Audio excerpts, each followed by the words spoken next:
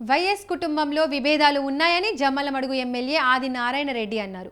జగన్ తప్పులు భరించలేక విజయసాయిరెడ్డి పార్టీ నుండి బయటకు వచ్చారని ఆయన ఘాటు విమర్శలు చేశారు. జగన్ లండన్ పర్యటన అయ్యేలోపు రాష్ట్రంలో వైసీపీ కనుమరుగు అవుతుందన్నారు.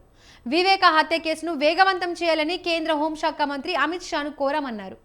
జగన్ విజయసాయిరెడ్డి మధ్య విభేదాలు ఎందుకు వచ్చాయో అర్థం కావడం లేదన్నారు.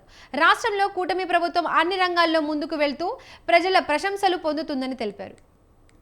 మొన్న పులివెందుల్లో 20 డేస్ బ్యాక్ పులివెందులకు వచ్చి ఒక డిఎస్పీ మురళీనాయకుడు మురళీనాయక్ గారిని నేను 2-3 నెలల్లో ప్రభుత్వం పడిపోతుంది, నేనే మళ్ళీ అధికారంలోకి వస్తా అని బెదిరించిపోయినట్టు పత్రికల్లో స్వయంగా వచ్చింది.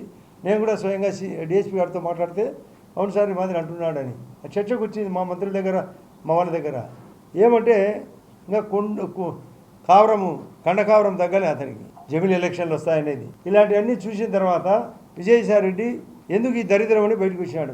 కాబట్టి ఆయన్ను ఈ సందర్భంగా ఇప్పుడైనా తెలుసుకొని ఇక పార్టీ బ్రతకదని తెలుసుకొని బయటికి వచ్చినందుకు నేను విజయసాయిరెడ్డి గారిని హృదయపూర్వకంగా అభినందిస్తున్నాను.